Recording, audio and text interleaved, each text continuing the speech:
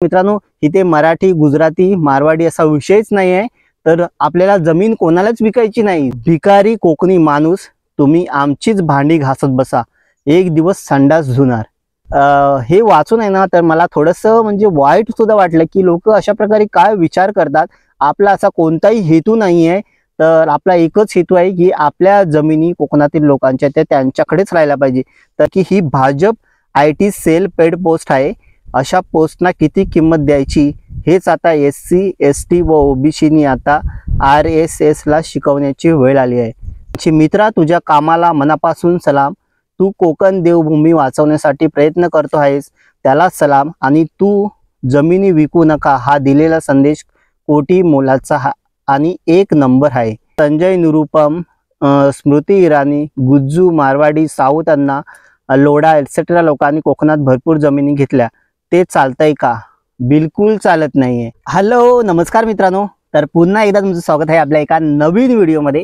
तर मित्रांनो, आपण एक व्हिडिओ बनवलेला की आपल्या कोकणामध्ये जे लोक जागा विकतायत त्यावरती, ते लोकांना सर्वांना पटलेलं आहे की नक्कीच लोकांनी इथे जागा विकल्या नाही पाहिजे आहे। आणि माझा मित्रांनो एकच ध्येय आहे की आपल्या जे गावाकडच्या जमिनी आहेत त्या आपल्याकडेच राहिल्या पाहिजे। तर मित्रांनो, तुम्ही आता बघितलं असेलच की मुंबईमध्ये मराठी पाट्या लावण्यासाठी आपल्याला संघर्ष करायला लागतोय। म्हणजे बोर्ड दुकानांवरती मराठी पाट्या लावाव्या असं लोकांना सांगावं लागतंय। तर हे का होतंय? कारण का आता मुंबईमध्ये मराठी माणसाचं अस्तित्वच आता म्हणजे मिटायला लागलेलं आहे। म्हणजे मराठी माणसाची ताकद आहे ती कुठेतरी कमी होताना दिसते। आणि त्यामुळेच हे बाहेरचे लोक आहेत ते आपल्या राज्यामध्ये येऊन आपल्याच भाषेवरती अन्याय होताना आपल्याला ते म्हणजे सहन करावं लागतंय। अशी अवस्था ही आपल्या मुंबईमध्ये झालेली आहे मित्रांनो।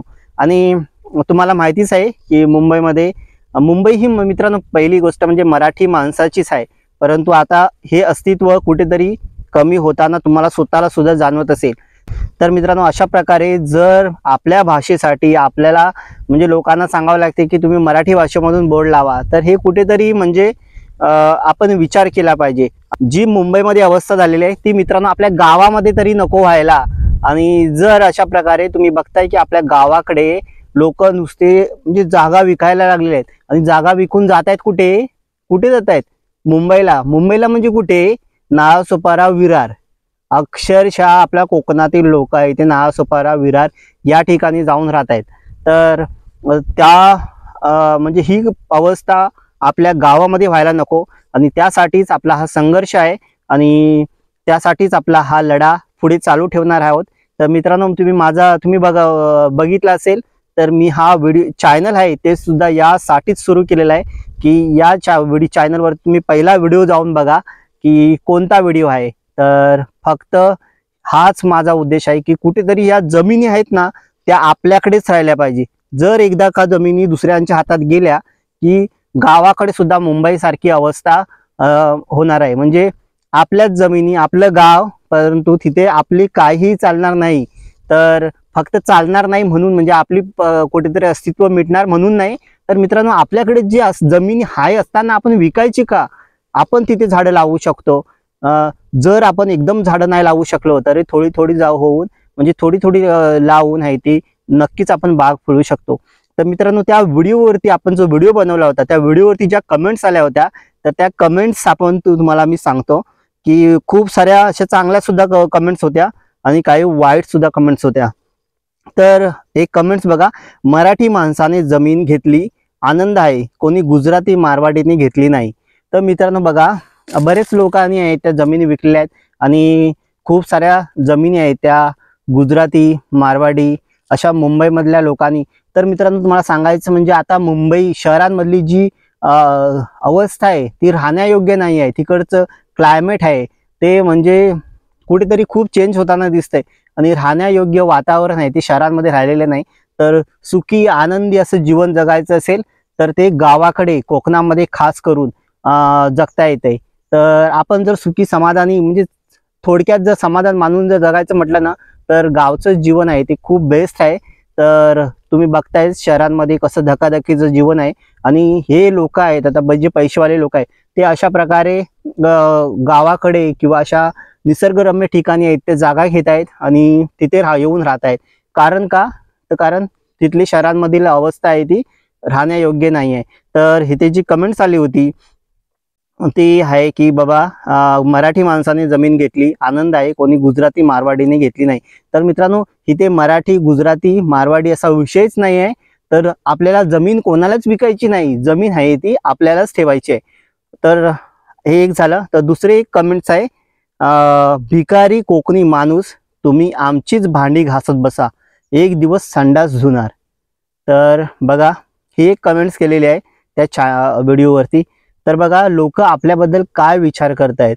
भिकारी कोकणी माणूस तुम्ही आमची भांडी घासत बसा, एक दिवस संडास धुणार. तर अशा प्रकारे हे लोक आहेत ते या आपल्या कोकणी माणसाबद्दल विचार करतायत. आणि आपण कोणता विचार करतोय ते तुम्ही ठरवा. तर बघा, दुसरी कमेंट्स होती की मला नाही पटलं, गुजराती माणसाला विकण्यापेक्षा मराठी माणसाला विकणे योग्यच. कोकणवाले असे करतील तर उद्या कोकणातला कोण घाटावर आला जमीन घ्यायला तर आम्ही पण असेच व्हिडिओ टाकायचे का? महाराष्ट्र मराठी माणसाचा असावा, मग कुठल्या पण कोपऱ्यात जावा. एखादा शेतकरी ज्याला आंब्याची काजूची बाग लावायची असेल तर तो कोकण बेस्ट. जर एखाद्या शेतकऱ्याला डाळी लागवड करायची असेल तर पश्चिम महाराष्ट्रामध्ये जमीन घेईल. मुळात जमीन विक्री नकोच. सुरेश देशमुख यांची कमेंट्स आहे. तर मला तुम्हाला हेच सांगायचं आहे की मुळात जमीन विक्री नकोच. तर मग तेच म्हणायचं आहे की आपण कोणत्याही प्रकारची जमीन विक्रीच करायची नाही. आमचा कोकणातला माणूस आहे तो कोकणातच काजू आंब्याची झाडं लावेल आणि लावतोय. तर त्यामुळे जमीन विक्री हे करणं चुकीचंच वाटतंय.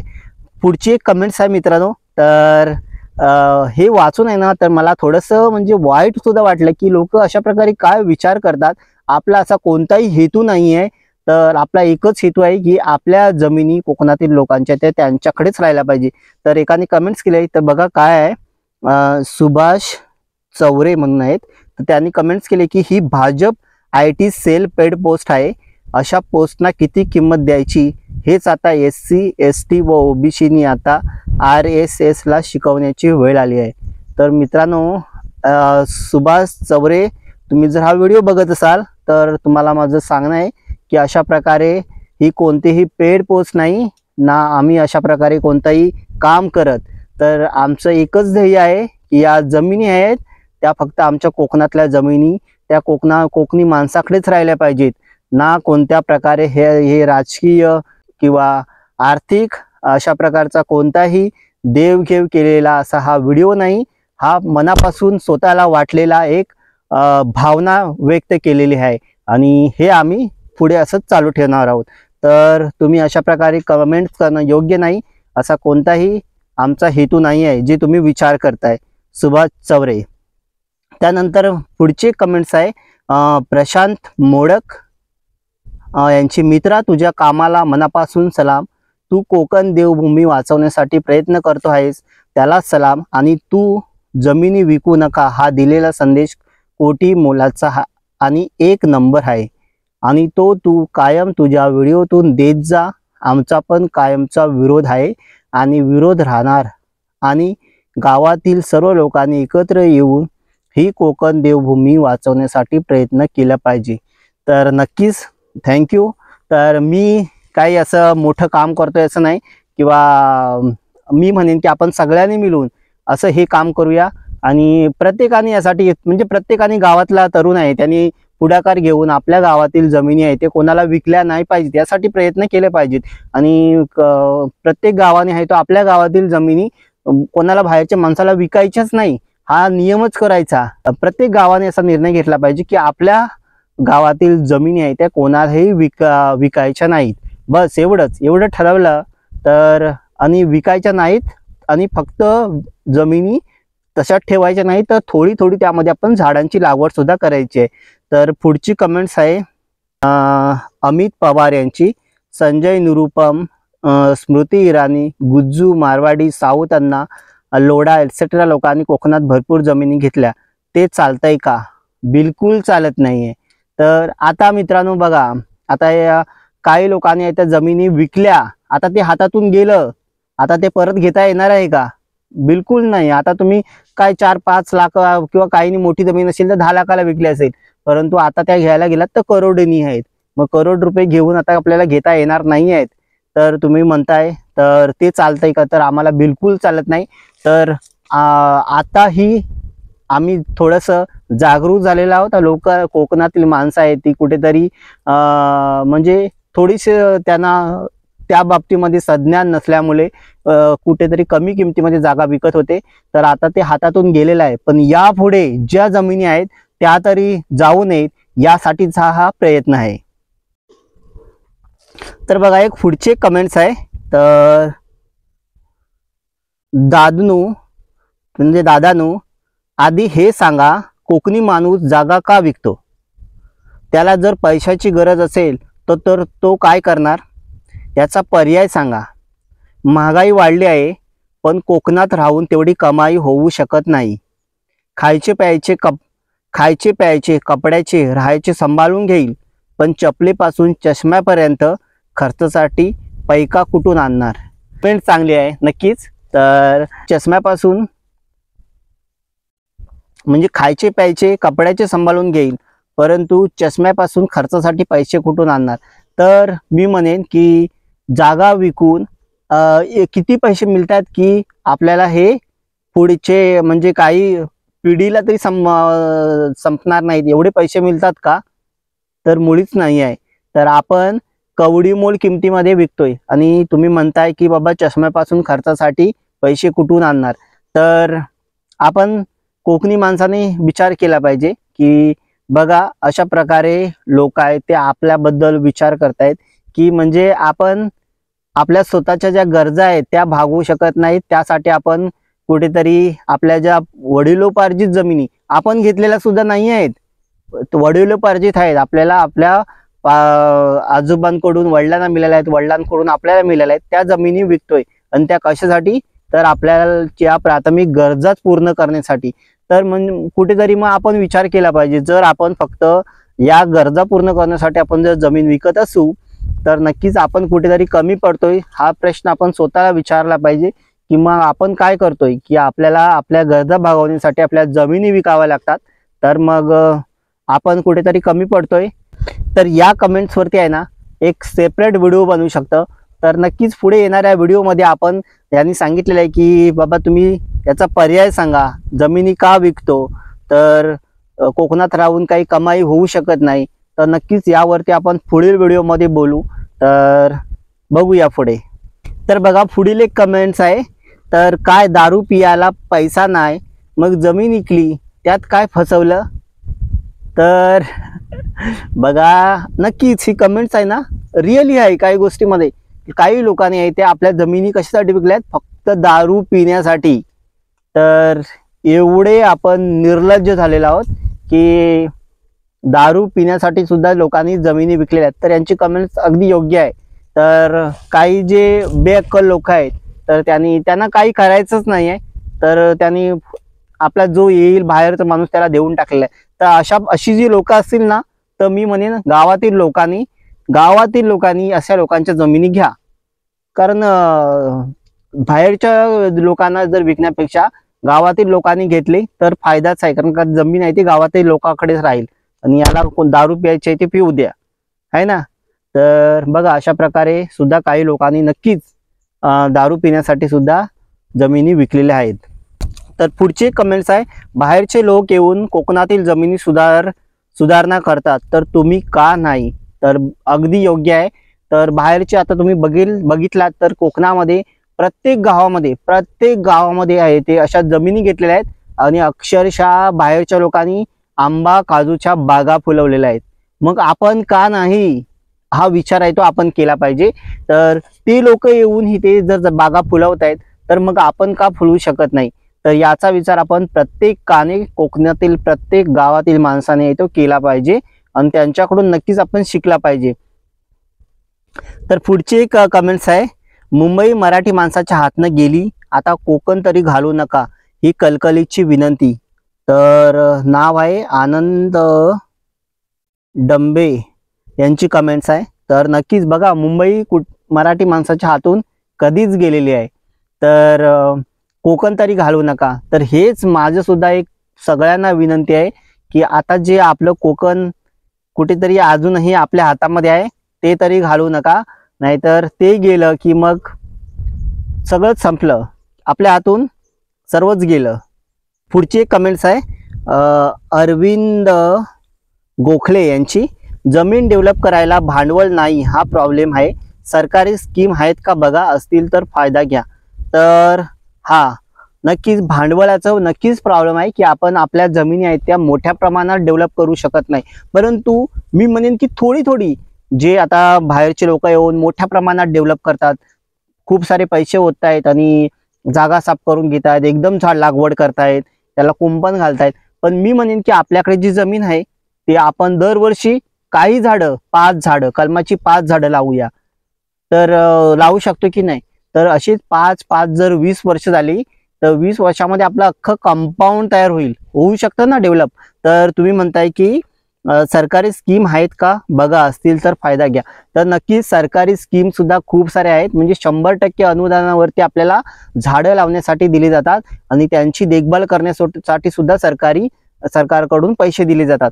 तर त्या स्कीम आहेत, त्यांच्या थ्रू आपल्याला झाडं फ्री मिळतात आणि त्यांची देखभाल करण्यासाठी पैसे सुद्धा मिळतात. तर या योजनांची माहिती आपण आता पुढील जो म्हणजे पावसाळा सुरू होण्याच्या अगोदर त्या स्कीम राबवल्या जातात, कारण का तेव्हा पावसाळ्याच्या अगोदर म्हणजे पाऊस जेव्हा सुरू होतो तेव्हा ती झाडं लावली जातात आणि त्यावेळी आपण अशा ज्या स्कीम आहेत त्या सर्व स्कीमची आपण माहिती घेऊन व्हिडिओद्वारे, त्यासाठी कोणती कागदपत्र लागतात ते आपण 1 महिनाच आपण व्हिडिओद्वारे तुम्हाला सांगणार आहोत.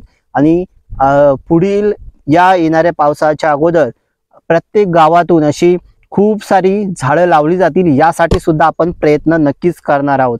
तर ते तुमची कमेंट्स आहे ते योग्य आहे अरविंद गोखलेजी, तर नक्कीच आपण त्यासाठी प्रयत्न करणार आहोत. तर पुढचे कमेंट्स आहे तर राजेश बोंबडे, तर निसर्ग आहे म्हणून आपण आहोत पालघर आदिवासी. तर हे पालघरमधील आहेत आणि आदिवासी समाजाचे आहेत. तर मित्रांनो, आदिवासी समाज हा कायमच निसर्गाच्या सानिध्यात राहणारा, तर अशाच लोकांची कमेंट्स आहे. आणि आपण त्या व्हिडिओमध्ये सुद्धा सांगितलेलं आहे की जी मायनिंग चालू होणार आहे त्याबद्दल आपण जे थोडंफार बोललेलं आहोत त्या रिलेटेड त्यांची हे कमेंट्स आहे. तर नक्कीच मायनिंगला हा विरोध झाला पाहिजे.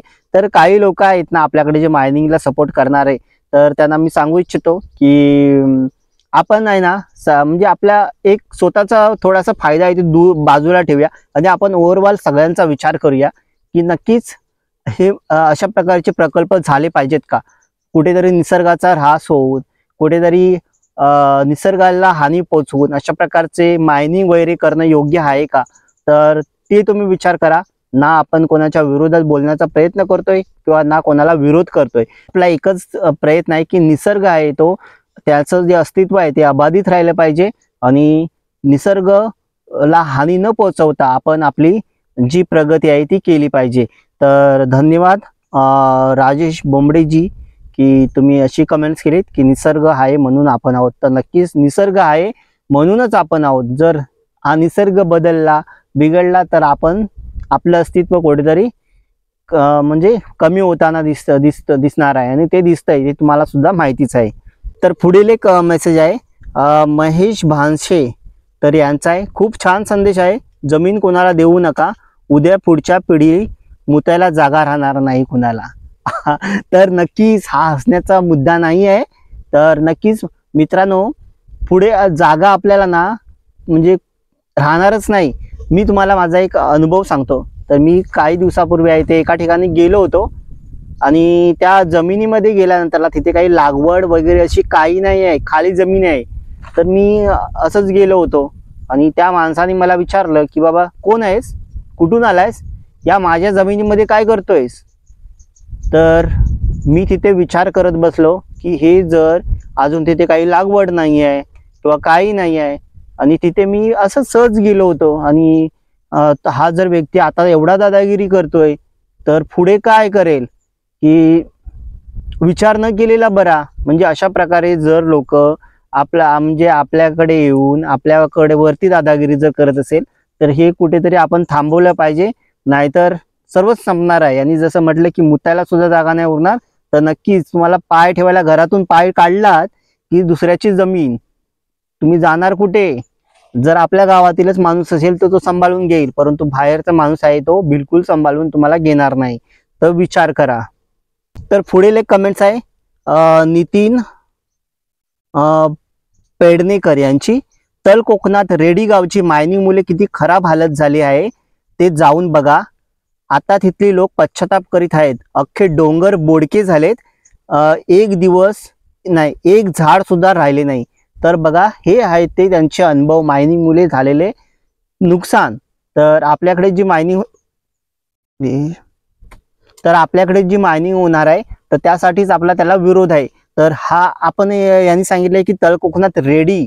तर नक्कीच मी आहे ते यापुढे आहे ना, तर अक्षरशः पूर्ण महाराष्ट्रभर फिरणार आहे आणि कोकणामध्ये आधी पहिल्यांदा प्रत्येक गावामध्ये जाणार आहे आणि अशा प्रकारे आपल्या जमिनी आपल्या जवळ ठेवण्यासाठी लोकांमध्ये ती जागरूकता निर्माण करणार आहे. जसा मला वेळ भेटेल तसं मी यापुढे आहे ते नक्कीच फिरणार आहे प्रत्येक गावांमधून. आणि ह्यांनी सांगितलं आहे की रेडी गाव, तर नक्कीच या रेडी गावाला सुद्धा आपण भेट देऊ जसं वेळ भेटेल तसं. आणि तिथे जी मायनिंग मुळे झालेली अवस्था आहे ती तुम्हाला या पुढील म्हणजे येणाऱ्या व्हिडिओमध्ये त्या लोकांकडून आपण समजून घेऊ की तिथे काय फायदा झाला की तोटा आहे. आणि नक्की सांगितलंय की पश्चाताप करतायत लोक. डोंगर बोडके झालेले आहेत आणि कुठेही झाड राहिलेले नाही आणि नवीन झाड लावलं तर ते सुद्धा जगत नाही आहे. तर अशी अवस्था आहे. तर आपण तिथे नक्की जाऊन भेटू. तर पुढची एक कमेंट्स आहे, कोकणी माणूस आळशी आहे. तर आळशी आहे का ते तुम्ही सांगा, आळशी आहे का? तर ही कमेंट्स आहे आर्या तन्वी यांची कमेंट्स आहे. तर त्या म्हणतात की कोकणी माणूस आहे तो आळशी आहे. तर बघा, आळशी आहोत का आपण, विचार करा. तर पुढची एक कमेंट्स आहे. तर यांची भावना आहे आणि त्या मेसेजमधून व्यक्त होताना ते सुद्धा किती म्हणजे एक मनापासून विचार करतात कोकणाबद्दल. तर या कमेंट्समधून त्यांचं जाणवतं. तर त्यांचं नाव आहे मंगला नायकवाडी. तर त्यांची कमेंट्स आहे, कोकणवासीयांनो, जीव गेला तरी चालेल पण तुमची जमीन कोणाला विकू नका. भविष्यात तुम्हाला पश्चाताप होईल, त्यावेळी रडण्याशिवाय तुम्हाला हातात काहीच राहणार नाही. कोकण म्हणजे स्वर्ग आहे, त्याचा नरक होऊ देऊ नका. कोकणाबद्दल आमची काय भावना आहे हे आम्ही शब्दात नाही सांगू शकत, पण आमची तुम्हाला रिक्वेस्ट आहे, जमीन विकू नका. धन्यवाद.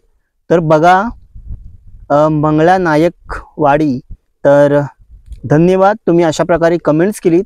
तर तुमच्या या कमेंट्समधून कोकणाबद्दल तुमचा किती आत्मीयता आहे, तुम्हाला किती आदर आहे किंवा कोकणाबद्दल ज्या भावना आहेत त्या तुम्ही तुमच्या या मेसेजमधून दिसत आहेत. तर नक्कीच मित्रांनो, आपण सुद्धा विचार केला पाहिजे की जीव गेला तरी चालेल या म्हणतायत, पण कोकणातील जमीन आहे ते तुम्ही विकू नका. आणि विकल्यात तर रडण्याशिवाय पश्चाताप करण्याशिवाय तुम्हाला काही उरणार नाही. तर नक्कीच हे जर थांबलं नाही ना तर अक्षरशः रडण्याशिवाय आपल्याला रडण्याची वेळ येणार आहे आणि पश्चाताप एवढा होईल की अक्षरशः जीव द्यावा असं वाटेल. तर अशा प्रकारे कुठेतरी आताच हे थांबलं पाहिजे. आणि हा निसर्गरम्य असा कोकण आहे ना, ते कुठेतरी आपण जपला पाहिजे. आणि हे जपू शकतं फक्त कोकणी माणूस. आजपर्यंत त्यांनी जपून ठेवलेला आहे. जर कोकणी माणूस हा हावरट असता ना तर आतापर्यंत त्याने या कोकणाची वाट लावली असती. परंतु कोकणी माणूस आहे तो समाधानी आहे आणि त्यामुळेच हे कोकणचं वैभव आहे ते आजपर्यंत अबाधित आहे. हे कोकणातील निसर्ग, हे जंगलं अजूनही तशा प्रकारे शाबूत आहेत, जी आहेत तशीच आहेत. परंतु जर तो हावरट असता तर ही जंगलतोड त्यांनी केली असती. आणि तुम्ही काही लोकांनी म्हटलं की आळशी, तर आळशी असता तर तो फक्त काम न करता त्यांनी ही जी झाडं वगैरे आहेत ती कापून विकून तीच खाल्ली, म्हणजे त्याच्यावरतीच हे केलं असतं. परंतु त्यांनी तसं काहीही केलेलं नाही. त्यामुळे तुम्ही त्या कोकणातील माणसाला आळशी किंवा काही असं म्हणू शकत नाही. तर बघा, अशा प्रकारे या कमेंट्स आहेत मित्रांनो. तर बघा, आपण विचार केला पाहिजे. यापुढे आपण कोणीही जमिनी म्हणजे विकली नाही पाहिजे. आणि विकायचीच आहे तर ती आपल्या गावातील किंवा बाजूच्या गावातील अशा लोकांनाच विका. काही प्रॉब्लेम असतात काय, म्हणजे आता काहींची परिस्थिती असते की बाबा आपल्याला शेतीमध्ये आपण काय करणार नाही, परंतु आपल्याला आपल्याजवळ जमीन आहे ती आपण दुसऱ्याला देऊ, म्हणजे विकायची आहे. तर विकू शकता, परंतु ती आपल्या गावातील किंवा बाजूच्या जवळच्याच कोणाच्या नातेवाईक किंवा गावातील लोकांना विका. नाहीतर बाहेरचे जे परके लोक आहेत त्यांना विकू नका. नाहीतर हे कोकणचं अस्तित्व आहे, जे आपलं मुंबईमध्ये अवस्था आहे ते आपल्या गावामध्ये म्हणजे झाल्याशिवाय राहणार नाही. तर हाच प्रयत्न आहे. तर येणाऱ्या व्हिडिओमध्ये सुद्धा आपण हे कोकण आहे ते वाचवण्यासाठी नक्कीच असेच काही व्हिडिओ, फक्त व्हिडिओ बनवणार नाही आहोत, फक्त बनवायचे म्हणून व्हिडिओ बनवायचे नाही आहेत. तर मित्रांनो, अगदी मनापासून हे कोकण वाचवण्यासाठी आपल्याला प्रयत्न करायचे आहेत. तर मला माहिती आहे की प्रसाद गावडे जे सिंधुदुर्गचे आहेत ते खूप दिवसापासून प्रयत्न करतायत अशा प्रकारे कोकण वाचवण्यासाठी, किंवा त्यांनी एक वेगळा ट्रेंड आणलेला आहे की जे टुरिझम आहे ते वेगळ्या पद्धतीने करतायत. तर आपल्या व्हिडिओमध्ये सुद्धा कमेंट्स आल्या होत्या की बाबा ते सुद्धा प्रयत्न करतायत, त्यांच्याकडे तुम्ही नक्की भेट द्या. तर नक्कीच आपण प्रसाद गावडे आहेत तर त्यांना नक्कीच भेटू, कारण ते सुद्धा याचसाठी प्रयत्न करतायत. तर या व्हिडिओमध्ये एवढंच मित्रांनो. तर तुम्ही ठरवा की काय करायचं. तर येणाऱ्या व्हिडिओमध्ये आपण भेटत राहू. तर मित्रांनो, स्वतःची काळजी घ्या, आपल्या कुटुंबाची काळजी घ्या, आणि सगळ्यात महत्त्वाचं आहे ते हॅपी राहा. चला तर बाय.